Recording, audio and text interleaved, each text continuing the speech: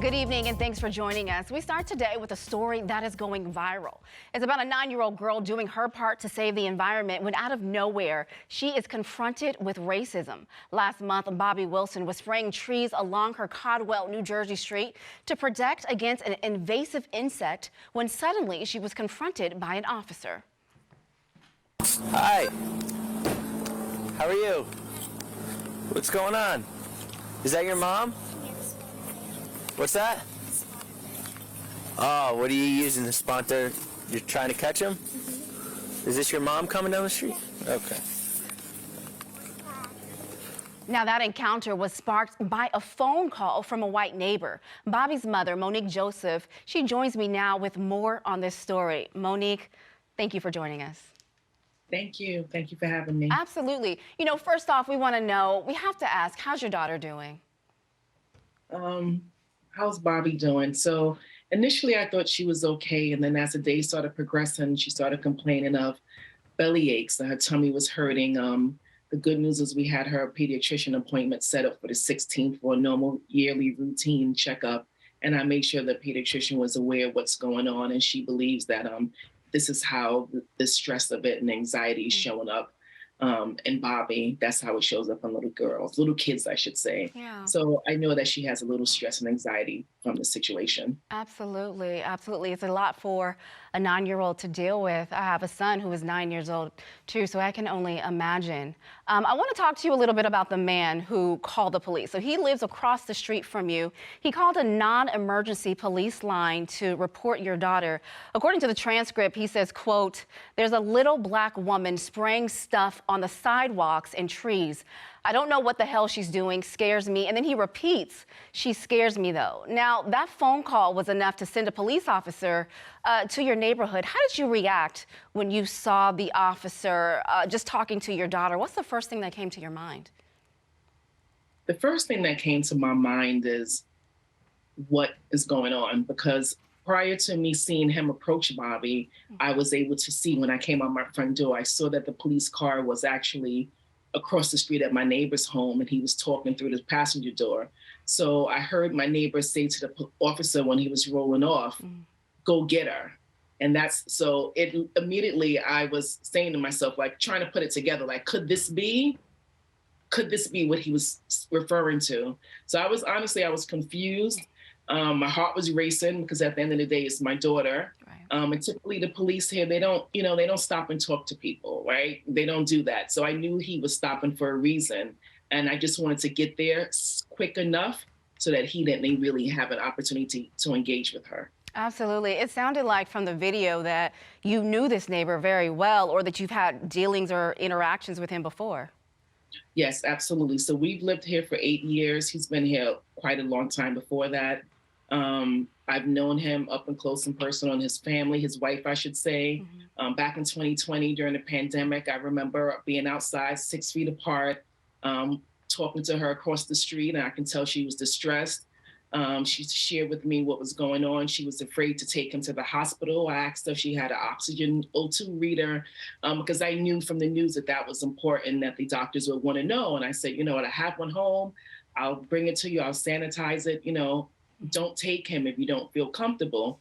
Call up your doctor, at least try to do a telemed visit. And, that was me being a neighbor. That was me being friendly, and she received it. And we had a couple text exchanges. So we were friendly, the block party. She texted me, "Make sure you come in, Monique, bring the girls." She ran the rec center. I don't know if she ran it, but the girls did a summer camp at a recreation center in town. And she was there, and, every morning she greeted us, the girls. He ran the community center where the girls went to summer camp and swim lessons. And they're our neighbor. I open my front door and I see them, and vice versa.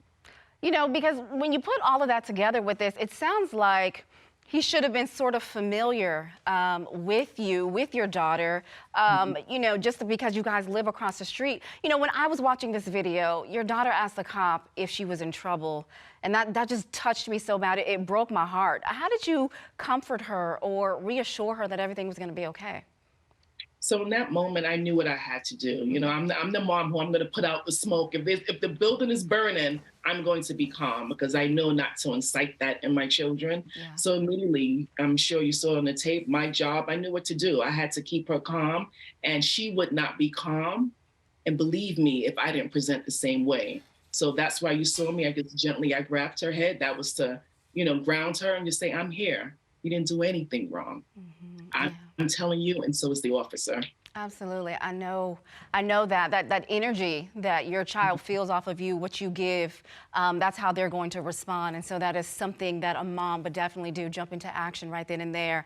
I want to know, did you ever receive an apology from your neighbor? Because I know he's now claiming that he's being harassed after all of this. What do you say about that? So he apologized a couple minutes after. So what I do want to call out is that, the entire time this incident was happening, my neighbor was outside blowing his leaves. He's blowing the leaves. The minute he should have heard me call to the police, same way the police heard, because he was closer, and I yelled to the officer, please don't talk to her. That's my daughter. She's a minor. My neighbor heard that. He never felt the need to stop this interaction or anything. So that's number one. Number two, when it was over, I made it my business to go over there to speak to him, to just say, what is going on, to ask. I had questions, Right. and I asked him, and his initial response to me was he thought, he said, I'm sorry, Monique. I didn't know it was Bobby. I thought she was a lost little girl. I thought she was lost. I said to him, Gordon, how could Bobby be lost? First of all, you know Bobby, and this is where she lives. How can she be lost where she lives on her street? Did you ask her if she was lost? He said to me that he did not. And he said, well, I wasn't sure, Monique, maybe it was a little old lady with dementia. I couldn't tell. And I immediately challenged him with the same thing. Gordon, did you ask the little old lady if she was lost? And he said to me, Monique, you can't be too careful. People are crazy out here. And that's when I really got upset. And I told him, I said, Gordon, I'm going to walk away, but I'm going to let you know I don't appreciate this. Yeah. You have my daughter scared here, and my heart is racing. And that's when he said to me after that his wife, he says, Monique, I didn't know what was going on. My wife walks the dog. I didn't know what she was spraying. And I think that was the moment that I realized that this was about his discomfort. So to answer your question, he apologized, but he apologized under a lie. So when I walked away, I was mildly annoyed. But when I saw that report and I heard the audio, it became instantly clear to me that he racially profiled her, had zero regard for her. Absolutely. When you watch the video, you hear the audio, you could just definitely tell there was some underlying racism there. I saw a video too, speaking of videos, of you and your older daughter. You went to a city council meeting and spoke about this incident. What's the reaction been like from the town since this happened? So it was interesting. So initially the town was very quiet. I don't know if you saw the whole thing, the interaction with the panel, with the councilman. The mayor was really the only one who offered any type of apology to me. And there was a woman who spoke up a couple persons after Hayden, and she actually spoke up on my neighbor's behalf to let me know that racism doesn't live in our town. So that was the initial reaction. And then as the days progressed, and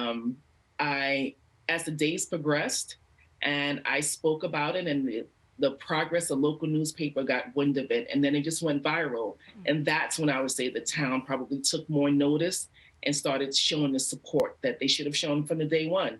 But the mayor did say to me he was sorry. I will admit that. Okay, well that's good. That's a start. Since all this has happened and since this has gone viral, what are you hoping will come from this? For me, number one, I have to stabilize my home, my children. I have two daughters. I have Hayden and Bobby. I have to make sure that they feel comfortable where they live. When we walk out of our home, that they feel safe.